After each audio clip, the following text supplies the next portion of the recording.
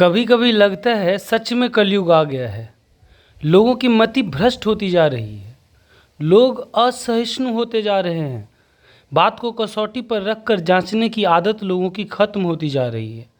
अपनी जिद पूरा करने के लिए, अपना ईगो सेटिस्फाई करने के लिए, चाहे वो किसी भी धर्म के हो, पाखंड को भी सही और धार्मिक सिद्ध करने में लगे हुए हैं और कहते हैं कि हम 21वीं सदी में जी रहे हैं। धर्म में जो भी बुराइयां हैं, जो भी अंधविश्वास है, जो भी पाखंड है, उसके खिलाफ मुंह खोलने की हिम्मत किसी में नहीं है, क्योंकि लोग जरा सी बात पर मरने और मारने के लिए उतारू हो जाते हैं। मुझे लगता है गलत लोगों का समूह 21वीं सदी में आ गया है। हमसे करोड़ गुना अच्छे तो हमारे पूर्वज थे, जो सही को सही और गलत को गलत कह सकते थे और उसमें फ़र्क कर सकते थे और उसे सही या गलत कहने की हिम्मत रखते थे।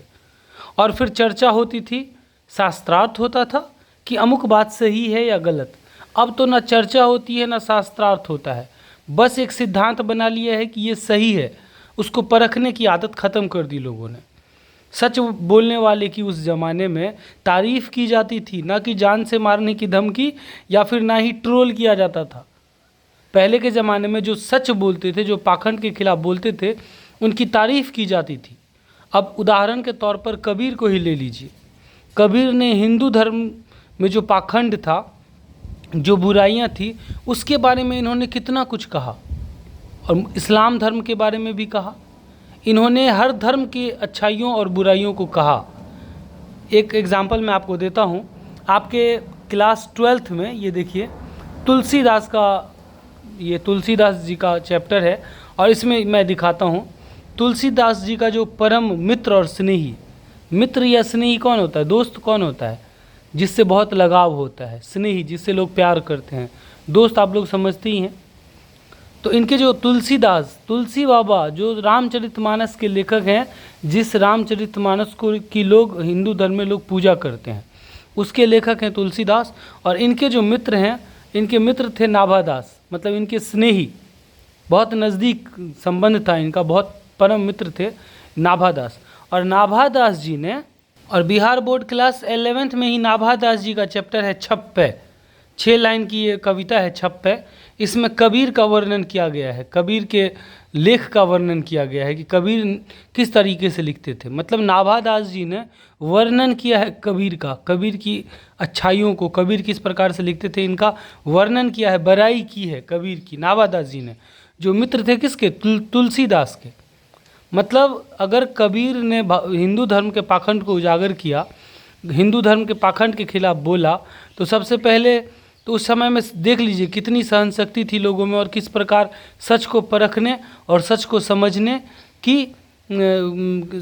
की लालसा थी, ताकि बुराइयां खत्म होगी, अंधविश्वास खत्म होगा, तभी तो किसी धर्म में सुधार आ सकता है। उस धर्म के लोग जो हैं वो आगे बढ़ सकते हैं। जब तक अंधविश्वास और पाखंड के सहारे रहेंगे तो लोगों का नुकसान ही होगा। जो गलत, जो पंडा हैं या गलत पुजारी हैं या गलत पंडित हैं या फिर गलत मौलवी है, ठीक है, तो उन लोगों के द्वारा लोगों का शोषण होगा ही। अंधविश्वास के चक्कर में लोगों को ठगते रहेंगे। तो अंधविश्वास और पाखंड से लोगों को बाहर निकलना है ताकि उनको सही मार्ग मिल सके। और उसका सिंपल सा तरीका ये है, सिंपल सा तरीका यहाँ पर कबीर ने ही कहा है। देख लीजिए यहाँ पर जो कबीर ने लिखा है, मैं अभी इसका अर्थ मैं आपको सुनाता हूँ। और ये जो है वो दिगंत भाग 1 क्लास 11th में दिया गया है। कबीर का 2 पद यहाँ पर दिया गया है। एक है संतो देखत जग बौराना, और एक और नीचे में ये दिया हुआ दूसरा पद, हो बलिया कब देखोंगी तो ही। दोनों का अर्थ हम समझते हैं। और यहाँ पर कबीर कहते हैं कि केतिक कहो कहा नहीं माने, कितना भी मैंने लोगों को कहा लेकिन लोग नहीं मानते हैं। सहजे सहज समाना, ये जो धर्म का पालन है, ईश्वर को पाना है, मोक्ष की प्राप्ति है, ये तो एकदम सहज है, एकदम आसान है। ये इतना मुश्किल नहीं है जितना मुश्किल पंडित बताते हैं। भगवान को पाना, ईश्वर को पाना, ये इतना मुश्किल नहीं जितना कि मौलवी बताते हैं। ये सब गलत है। ये एकदम सहज और एकदम आसान है। ईश्वर को पाना एकदम आसान। एक नॉर्मल सा चीज़ आप ध्यान रखिएगा, ईश्वर का वास, ब्रह्म का वास उसी जगह पर होता है, चाहे वो अल्लाह हो, चाहे वो ईश्वर हो, चाहे वो किसी भी धर्म में हो। क्रिश्चियन में हो, आप किसी भी धर्म में चले जाइए, ईश्वर का वास स्थान जो होता है उसी व्यक्ति के पास, उसी के शरीर में होता है जिसके शरीर में 5 चीज़ें नहीं होती: काम, क्रोध, लोभ, मोह, अभिमान। काम, क्रोध, लोभ, मोह और अभिमान, घमंड, ये 4 चीज़ें नहीं होती। काम का मतलब होता है कामना करना, इच्छा करना, किसी चीज़ की इच्छा करना। लोग जाते हैं भगवान के पास पूजा करने के लिए और कहते हैं कि हे भगवान, लोग कामना करते हैं कि हे भगवान ये हो जाए, हे भगवान ये हो जाए। तो आपके पास कामना है, पूजा करने के लिए जा रहे हैं, कामना करते हैं, आपके मन में किसी भी प्रकार की इच्छा है, किसी भी प्रकार की इच्छा है, तो ईश्वर आपके पास नहीं आ सकते हैं, भगवान का वास आपके पास नहीं होगा। दूसरा है क्रोध, गुस्सा। अगर आप में गुस्सा है, जरा सी बात पर लोग गुस्सा हो जाते हैं, किसी भी बात पर, किसी भी बात पर, चाहे वो बात सच हो या झूठ हो, कितना भी लोग आपको परेशान कर रहे हैं, चिढ़ा रहे हैं, आपको गाली दे रहे हैं, आपको पत्थर मार रहे हैं, लेकिन अगर आपके मन में जरा सा भी क्रोध आया कि मैं इसका सर फोड़ दूं, मैं इसको मारूं, या इसके खिलाफ कुछ करूं, या फिर मैं इसको दिखाऊं कि मैं क्या हूं, इस प्रकार का अगर थोड़ा सा भी गुस्सा अगर आपके मन में आया, तो आपके पास ईश्वर का वास नहीं होगा। और जिसके पास भी क्रोध, जरा सा भी क्रोध आया, उसके समझिए कि उसके पास ईश्वर का वास हो ही नहीं सकता। उसके बाद लोभ, लोभस्य पापस्य कारणम। लोभ कि मैं उसको ये कुछ पैसा दे देता हूँ ताकि मुझसे उसका ये लाभ हो जाए। लाभ के वजह से, लाभ को दिमाग में रख करके किया गया काम लोभ कहलाता है। ठीक है, तो लोभ जिसके पास है उसके पास ईश्वर का वास नहीं होता है। उसके बाद मोह, मोह माया कि ये अपना है, वो पराया है। अपना और पराया का जो भेद होता है कि ओह मेरे पास इतनी चीज़ें हैं, कैसे मैं इस सब को छोड़ दूँ, कैसे, क्योंकि एक दिन तो जाना ही है, सब कुछ तो छोड़ना ही है। तो मोह किस चीज़ का, मोह माया किस चीज़ का? तो अगर आपके पास मोह है तो भगवान आपके पास नहीं है। और अभिमान, घमंड कि मेरे पास इतना ज्ञान है, मेरे पास इतना पैसा है, मैं इतना रसूखदार हूँ। अगर किसी भी प्रकार का, किसी भी चीज़ का अगर आपके पास अभिमान है, घमंड है, चाहे वो ज्ञान का ही अभिमान क्यों ना हो कि मैं ईश्वर को जानता हूँ, मुझे पता है कि पूजा कैसे करनी है, मुझसे अच्छी पूजा कोई कर ही नहीं सकता, तो मैं ही जानता हूँ कि ईश्वर को कैसे पाया जा सकता है। इस प्रकार का जो अभिमान होता है, ज्ञान का घमंड, किसी भी चीज़ का घमंड है तो उसके पास ईश्वर का वास नहीं हो सकता है। ये कुछ चीज़ें हैं जो अगर किसी के पास है तो ईश्वर, ये एकदम सहज और समान है। इन सभी चीज़ों को छोड़ दीजिए, आप एकदम ईश्वर के समान हो जाए, आप खुद ईश्वर के समान हो जाएंगे, आप में ईश्वर का वास हो जाएगा। तो चलिए पहले कबीर के बारे में पढ़ते हैं, उसके बाद इस दोनों पद का अर्थ समझेंगे। जन्म जो है कबीर का अनुमानित है, क्योंकि पता नहीं कब हुआ था, 1399 ईस्वी में। मैंने जो छप्पे पढ़ाया था क्लास 12th में, छप्पे जरूर जा करके देखिए, उसमें हमने कबीर के बारे में और थोड़ा बताया है अच्छे से, वो भी आप लोग देख सकते हैं। इनका जो निधन है वो 1518 ईस्वी में हुआ था। निवास स्थान काशी, वाराणसी और मगहर, उत्तर प्रदेश में बस्ती है मगहर, वहाँ पर रहते थे। माता नीमा और पिता नीरू थे। वृत्ति मतलब इनका जो पेशा था वो बुनकर था, क्योंकि इनके माता पिता बुनकर थे, कपड़ा बुनते थे। दीक्षा गुरु, इनके जो गुरु थे जिससे इन्हें दीक्षा मिली थी, स्वामी रामानंद थे। रामानंद संप्रदाय के प्रवर्तक, जो रामानंद संप्रदाय जिन्होंने स्टार्ट किया था। प्रसिद्ध वैष्णव संत थे और आचार्य थे, वैष्णव थे वो। रचनाएं बीजक, कबीर ग्रंथावली इन्होंने लिखी। हिंदी साहित्य के इतिहास में भक्ति काल के एक प्रमुख कवि के रूप में समादृत कबीर मध्यकालीन भारतीय इतिहास के एक क्रांतिकारी विचारक, दृष्टा, ज्ञानी और लोकोपदेशक के रूप में भी स्मरण किए जाते हैं।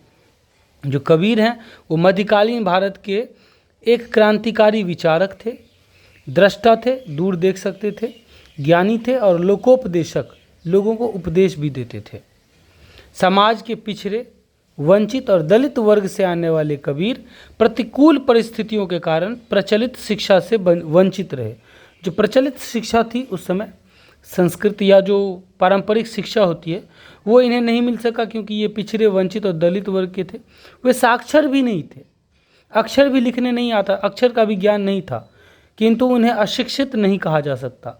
कुशाग्र बुद्धि, प्रतिभा और अरुद्ध संवेदना के बल पर सत्संगति, देशाटन आदि के द्वारा, ये सत्संगति करते थे, सत्संग में जाते थे, देशाटन करते थे, एक देश से दूसरे देश घूमते थे, इस सब के द्वारा उन्होंने रूढ़ि मुक्त ज्ञान और स्वनिर्भर विवेक अर्जित किया। खुद के ऊपर में विवेक इन्होंने अर्जित किया और रूढ़ि मुक्त, जो रूढ़िवादिता है, जो पारंपरिक ज्ञान है, ये अलग प्रकार का ज्ञान, रूढ़ि मुक्त ज्ञान ये इन्होंने पाया। वे कागज की लेखी की जगह आखन की देखी को तरजीह देते थे। ये कागज़ पर लिखी हुई बातों को, किताबों और शास्त्रों में लिखी हुई बातों को तरजीह नहीं देते थे, क्योंकि इनका मानना था कि जिन्होंने लिखा है उन्होंने जाना होगा, हमें क्या, हम तो जो देखेंगे वो हम जानेंगे। तो ये कागज़ की लेखी पर को तरजीह नहीं देते थे, तवज्जो नहीं देते थे, उसको वैल्यू नहीं देते थे। ये आखन की देखी को वैल्यू देते थे। उनकी सरल और निश्चल कविता, इनकी जो कविताएं हैं वो एकदम सरल है, निश्चल है, किसी प्रकार का छल नहीं है, द्वेष नहीं है, जलन नहीं है, भेदभाव नहीं है, जो सीधे हृदय को छूती है। उनके अनुभव सत्य से जगमगाती है। इन्होंने जो अनुभव किया है, आँखों से जो देखा है, वही इन्होंने गाया है, वही इन्होंने लिखा है। कबीर ने धार्मिक सामाजिक रूढ़ियों पर, जो धार्मिक और सामाजिक जो रूढ़ियाँ हैं, जो कुसंगतियाँ हैं, जो बुराइयाँ हैं, उस पर कठोर प्रहार किए। पाखंड पर, मिथ्याचार प्रदर्शन, जो झूठ प्रचार जो होता है, झूठा जो दिखावा होता है धर्म के नाम पर, और भेदभावना, जो भेदभाव किया जाता है ऊंच नीच का, उस पर जमकर आघात किया। उन्होंने हिंदू मुस्लिम दोनों धर्मों की कट्टरता के लिए पुरोहितों और मुल्लाओं का तिलमिला देने वाला उपहास उड़ाया। ऐसा उपहास उड़ाया, ऐसा मजाक उड़ाया पंडितों, पुरोहितों और मुल्लाओं का, जो धर्म के प्रति कट्टर थे, जो मेरे धर्म में जो लिखा है वही सत्य है, उन लोगों का ऐसा उपहास मजाक उड़ाया कि वो एकदम तिलमिला देने वाला था। लोग एकदम इनके पास आते थे तो जो कट्टर होते थे वो एकदम गुस्सा करके ही जाते थे। या तो इनके पास आने वाला या तो इनका मित्र हो जाता था, इनका भक्त फैन हो जाता था, या इनका दुश्मन हो जाता था। कोई न्यूट्रल होकर के इनके पास से नहीं जा सकता था। मनुष्य के बीच तमाम तरह के भेद भाव को फटकारा, और जो भी इस भेदभाव के पक्ष में दिखा उस पर अपनी निर्मम वाणी के कोरे बरसाए। इन्होंने मनुष्य के बीच में तमाम तरह के जो भेदभाव थे उसको इन्होंने फटकार लगाई, और भेदभाव के पक्ष में जो कुछ भी इनको भेदभाव करते हुए दिखा उस पर इन्होंने निर्मम वाणी से, एकदम करे बोली में उन पर कोरे बरसाए, मतलब उसकी बुराई की। किंतु इस तीखी आलोचना के पीछे करुणा, ये जो तीखी आलोचना थी उसके पीछे भी करुणा था, दया था, सहानुभूति थी और सद्भाव की गहरी मानवीय अंतर्भावना थी।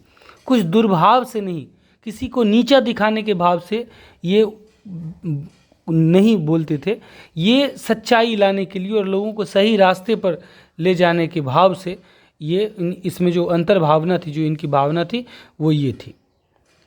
कबीर निर्गुण निराकार ब्रह्म के उपासक और भक्त थे। वैष्णव धर्म के ये फॉलोअर थे, और निर्गुण निराकार जो ब्रह्म है, जो दिखाई नहीं देता है, उस ब्रह्म के ये उपासक थे और भक्त थे। इनके काव्य में इनके काव्य का जो प्राण है वो है ज्ञान। इनके काव्य में ज्ञान मिलेगा, प्रेम मिलेगा और भक्ति मिलेगी। मन वचन कर्म की एकता, कि मन जो है और जो वचन है, जो बोली है और जो कर्म है, वो एक समान होना चाहिए। ये नहीं कि मन में कुछ है, बोल कुछ रहे हैं, कर कुछ रहे हैं, ऐसा नहीं होना चाहिए। जो मन में है वही बोलना चाहिए, वही करना चाहिए। सत्य, अहिंसा, नैतिकता और सदाचार उनका प्रधान संदेश है कि सत्य के रास्ते पर चलना चाहिए, अहिंसक होना चाहिए, किसी को हिंसा नहीं पहुंचानी चाहिए, और नैतिकता, क्या सही है क्या गलत है इसका सोच विचार रहना चाहिए, सदाचार और आचरण अच्छा होना चाहिए। किंतु यह संदेश नीरस नहीं है, शुष्क नहीं है। उस संदेश में इनकी जो 2 लाइन की जो इनका जो छंद है, जो इनका जो शब्दी साखी जो है, इन्होंने लिखा है साखी, शब्दी और रामायणी के रूप में, वो नीरस नहीं, उसमें बहुत रस है, सुनने में बहुत मज़ा आएगा। कबीर ने नाथ पंथी योगियों और सूफियों से बहुत कुछ सीखा और पाया, किंतु वे मूलतः वैष्णव भक्त थे। कबीर जो थे वैष्णव भावधारा, चिंतन और साधना को उन्होंने नई ऊंचाइयां दी। कबीर ने साखी, शब्दी, सबद और रामायणी की रचना की। साखियाँ जो हैं, साखियाँ ये दोहा के रूप में है, 2 लाइन की, और वे अतिशय लोकप्रिय हैं। आप गाना में भी सुनते होंगे, कबीरा, इस प्रकार से। सबद वस्तुतः गेय पद है, जो शब्दी है वो गेय गाने वाला पद है, और रामायणी वो प्रधानतः चौपाई 4 लाइन वाला है, छंद में रचना की गई है। यहाँ जो कबीर के 2 पद दिए गए हैं वो डॉक्टर जयदेव सिंह एवं डॉक्टर वासुदेव सिंह के द्वारा संपादित कबीर वांग्मय के खंड 2 से संकलित है। इन दो लोगों ने एडिट किया है, संपादित किया है। कबीर वांग्मय उस खंड 2 उससे संकलित है। कबीर पद में पहला जो पद है उसमें कबीर का आलोचक रूप मुखरित हुआ है। ये आलोचना कर रहे हैं धर्म में जो पाखंड है उसका। संप्रदाय मुक्त सहज आत्मानुभव के धरातल से कबीर ने विविध धर्म संप्रदायों में प्रचलित स्वांग और बाह्याचार की तीव्र आलोचना की है। जो अलग अलग संप्रदाय में, अलग अलग धर्मों में जो स्वांग है, जो लोग स्वांग रचते हैं, जो झूठा जो चोला पहन लेते हैं, लोगों को भरमाते हैं, उसकी इन्होंने कड़ी आलोचना की है। तत्व का बोध न हो, असलियत का बोध न हो, मन का बोध न हो, आत्मा का बोध न हो, तो तमाम तरह की धार्मिक आध्यात्मिक गतिविधियां पाखंड बन जाती हैं। कबीर का जोर सच्ची अनुभूति और आत्म साक्षात्कार पर है, खुद को पहचानने पर है। और जो दूसरा पद है उसमें कबीर का भक्त और प्रेम रूप प्रभावशाली अभिव्यक्त हो पाता है। कबीर जो भक्त के रूप में, दूसरे पद में कबीर भक्त के रूप में दिखाई पड़ते हैं और एक ईश्वर के प्रेमी के रूप में दिखाई पड़ते हैं। ईश्वर जो प्रियतम है, सबसे प्यारा है ईश्वर, उससे मिलने और एकाकार होने को जो उनकी उत्कृष्ट लालसा है, कभी ईश्वर से मिलने के लिए, जो ईश्वर सबसे प्यारे हैं, उस ईश्वर से मिलने और उनसे एकाकार हो जाने, उसमें विलीन हो जाने की जो इनकी उत्कट लालसा है, जो बेसब्री है, अत्यंत वेदनामय शब्दों में यहाँ सहज अभिव्यक्ति पाती है दूसरे पद में। इस तरफ के बिना कबीर एक शुष्क उपदेशक भर रह जा सकते थे। ये जो तरफ है कबीर का, ईश्वर से मिलने का जो तरफ है, ये अगर कबीर में नहीं होता तो ये कबीर मात्र एक उपदेशक बन के रह जाते, ये भक्त नहीं बन पाते। लेकिन ईश्वर से मिलने की यह विकल करने वाली जो प्यास है, उनमें जो विकल कर दे, ऐसी प्यास जो है ईश्वर से मिलने की जो तरफ है, उनके सहज कवि रूप को प्रतिष्ठित करती है। ये इन्हें एक भक्त कवि के रूप में प्रतिष्ठित करती है। हजारी प्रसाद द्विवेदी ने ये कबीर के बारे में लिखा है, इसको ध्यान से पढ़िए, समझिए। चलिए हम लोग पद का अर्थ समझते हैं। साच कहो तो मारन धावे, झूठे जगपतियाना, नेमी देखा धर्मी देखा, प्रात करे स्नान कबीरा, संतो देखत जग बौराना। यहाँ पर कवि कह रहे हैं कि हे संत, हे महात्माओं, हे संतों, देखो ये जो जग है वो बौरा गया है, पगला गया है, सठिया गया है। साच कहो तो मारन धावे, सच कहो तो मारने के लिए दौड़ता है। ये दुनिया के जो लोग हैं उन्हें अगर सच कह दो तो मारने के लिए दौड़ते हैं। झूठे जग पतियाना, और झूठी बातों पर ये जो जग है, ये जो संसार है, वो पतिया जाता है, विश्वास कर लेता है, झूठी बातों पर विश्वास कर लेता है। ठीक है। संस्कृत में एक कहावत भी है, वो क्लास 10th के संस्कृत में आप लोगों ने पढ़ा होगा कि अनाहूत प्रविशति अपृष्टे बहुभाषते अविश्वस्ते विश्वसीति मूढ़ चेता नराधम। जो बिना पूछे किसी के घर में घुस जाते हैं, बिना पूछे बहुत बकबक करने लगते हैं, और अविश्वस्ते विश्वसीति, जो बात विश्वास करने लायक है ही नहीं उस पर भी विश्वास कर लेते हैं, ऐसे लोगों को ही मूर्ख और नीच कहा गया है। तो ये संसार बौरा गया है, पगला गया है। इन्हें सच कहो तो मारने के लिए दौड़ते हैं, और झूठ कहो तो ये जो संसार है वो पतिया जाता है, विश्वास कर लेता है। कबीर कहते हैं कि नेमी देखा, नियम करने वाले, नियम पर चलने वालों को देखा, धर्मी को देखा, जो धर्म पर चलते हैं, ऐसे लोगों को देखा जो एकदम नियम पूर्वक धर्म पर चलते हैं। एकदम 4 बजे भोर में उठ करके स्नान कर लिया, एकदम 2-2 घंटे 2.5 घंटे पूजा कर रहे हैं, पाठ कर रहे हैं, एकदम कंटिन्यू 5 वक्त का नमाज पढ़ रहे हैं। ऐसे लोगों को मैंने देखा। प्रातः करे स्नाना, प्रात सुबह सुबह स्नान भी करते हैं। लेकिन ऐसे लोगों ने क्या किया है, आत्म मारी पखान ही पूजे। ऐसे लोग आत्मा को मार दिया है। ऐसे लोगों ने अपने आत्मा को मार दिया है और उसके बदले में पत्थरों की पूजा करते हैं। पखान ही पूजे, आत्मा को मार करके पत्थरों की पूजा करते हैं। उनमें कछु नहीं ज्ञाना, उन लोगों में कुछ भी ज्ञान नहीं है। संतो देखो जग बौराना, ये जो जग है वो बौरा गया है। देखो, बहुतक देखा पीर औलिया, बहुत सारे पीर और औलियाओं को देखा, पंडित पुजारियों को देखा।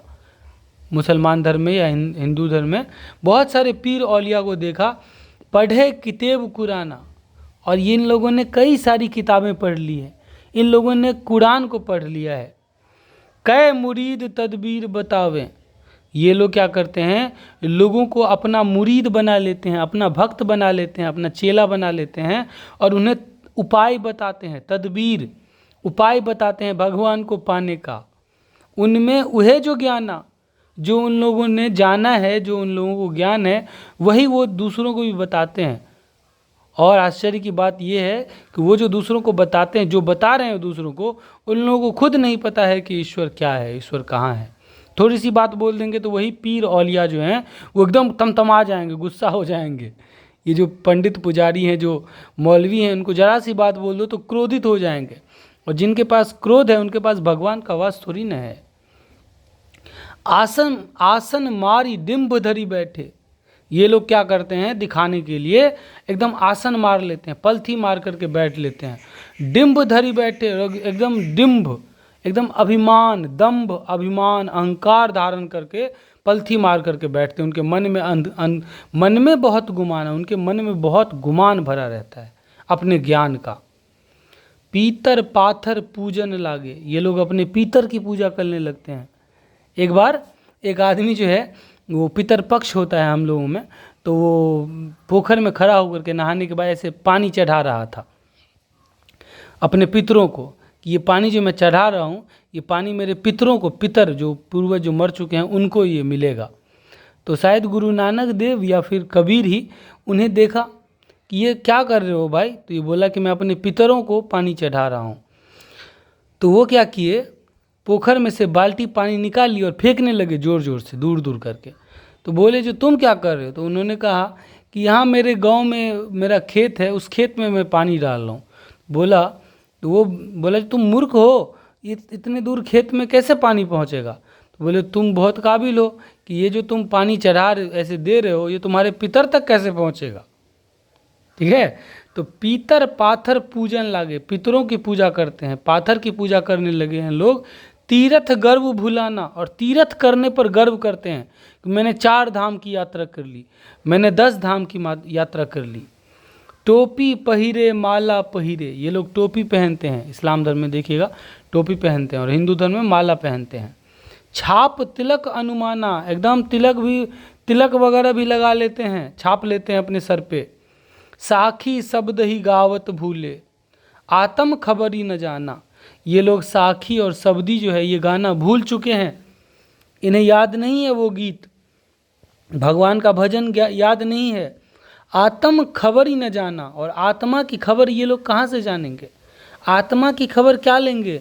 आत्मा से अपने अंदर में जो है ईश्वर का अंश, हमारा जो आत्मा और परमात्मा में क्या है, जैसे बहती हुई गंगा है, गंगा की धारा है, तो बहती हुई गंगा की धारा ईश्वर है, और गंगा से जो 1 बोतल पानी हम जो अपने घर में ले आते हैं वो उस गंगा का अंश है, ईश्वर का अंश है। हमारे शरीर में जो आत्मा है वो ईश्वर का अंश है। तो जब तक हम उस अंश से रूबरू नहीं होंगे, जब तक हम इस घर में लाए हुए गंगा को नहीं मानेंगे, उसकी पूजा नहीं करेंगे, उसको नहीं समझेंगे, तब तक हम गंगा से कैसे मिल पाएंगे। जब तक हम अपने अंदर जो ईश्वर का अंश है उससे रूबरू नहीं होंगे, उससे मुलाकात नहीं होगी हमारी, तब तक हम पूरे के पूरे ईश्वर को कैसे पा सकते हैं।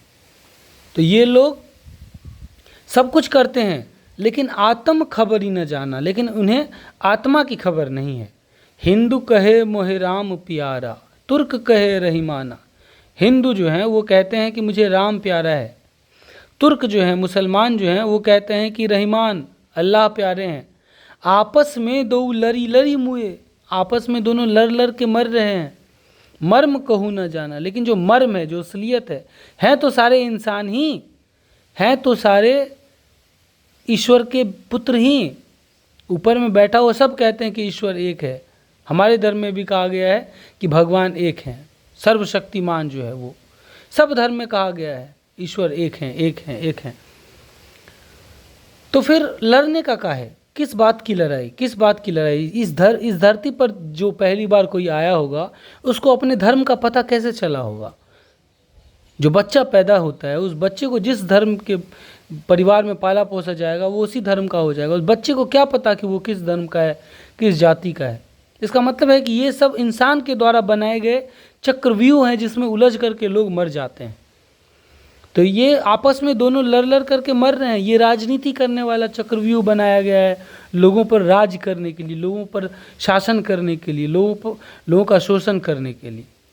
है तो सारे इंसान ही, सभी के शरीर में उसी 5 तत्व से, छित जल पावक गगन समीरा, पंच तत्व से रचत शरीरा। ये जो शरीर है, सभी का शरीर 5 ही तत्व से मिलकर के बना होता है। जब कोई पैदा होता है उसको अपने धर्म और जाति का पता नहीं होता। हम उसे धर्म और जाति की पहचान देते हैं। अगर उसको छोड़ दिया जाए तो उसको बड़ा होने के बाद क्या उसे ईश्वर नहीं मिलेगा? क्या वो ईश्वर की संतान नहीं है? अगर वो किसी धर्म को ना माने, उसको बताया ही नहीं जाए कि वो किस धर्म में पैदा हुआ, किस जाति में पैदा हुआ।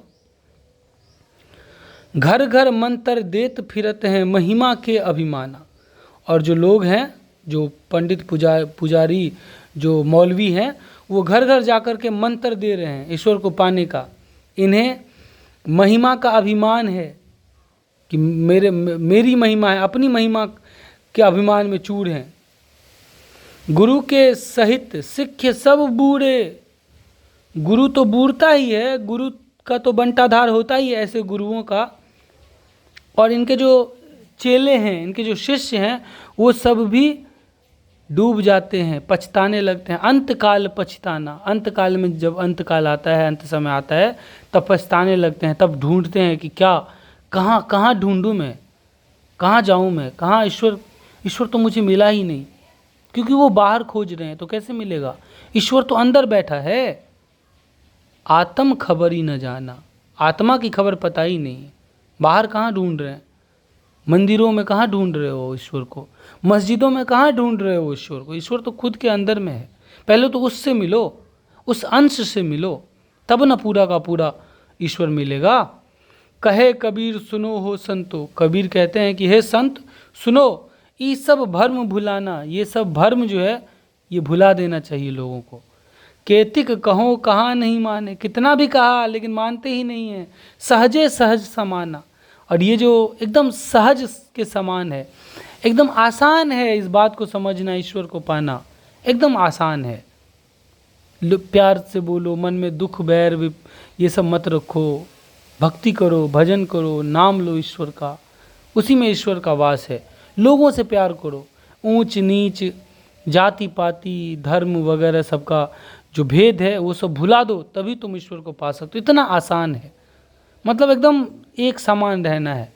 किसी के प्रति मन में वैर भाव नहीं आना चाहिए, ईर्ष्या द्वेष जलन क्रोध नहीं आना चाहिए, लोभ मोह और काम या इच्छा नहीं आनी चाहिए। हो गया, ईश्वर को आपने पा लिया।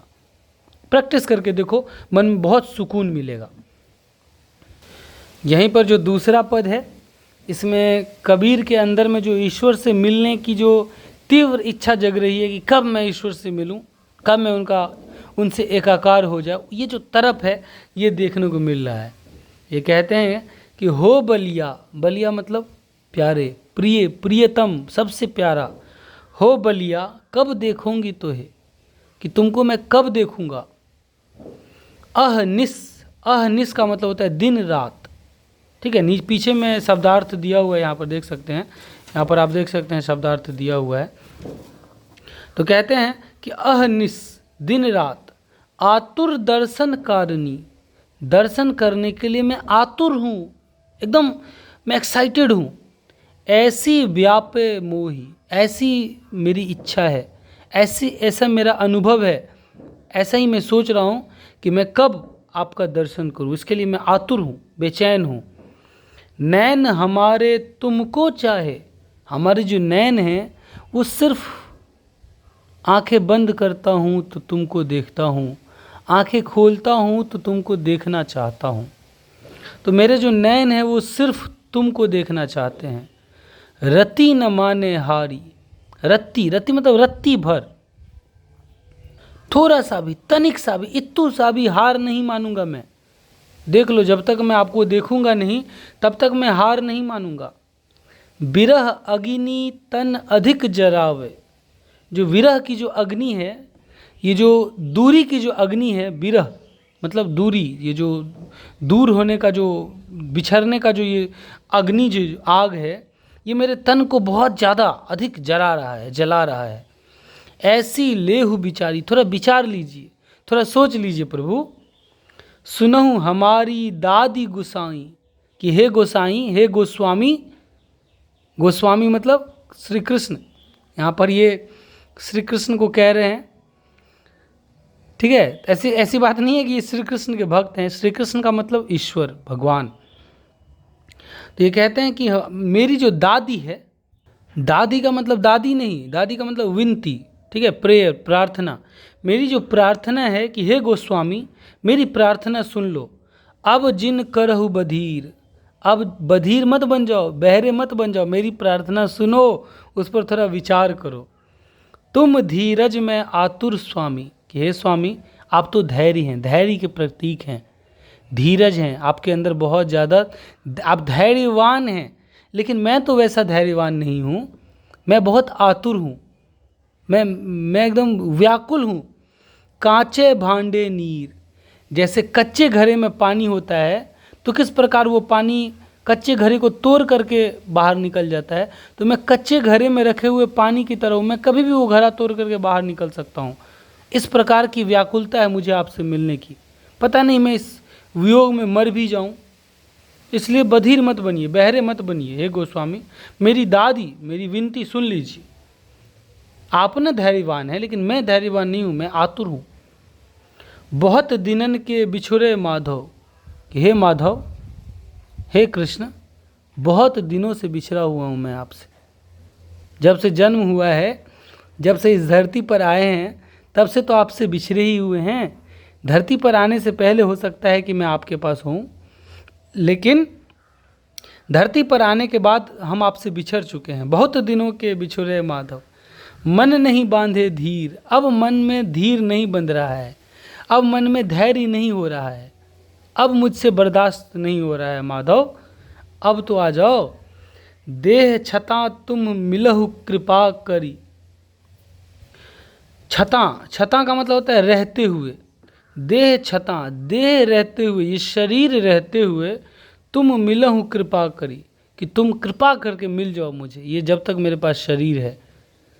ये नहीं कि शरीर चला जाए फिर मैं मर जाऊं, फिर क्या होगा पता नहीं, मुझे पता भी नहीं चलेगा कि आपसे मिला कि नहीं मिला। तो ये देह रहते हुए, देह छता तुम मिलहु कृपा करी, आरतिवंत कबीर, ये दुखी कबीर आपसे कह रहा है कि बस अब मिल जाइए मुझको।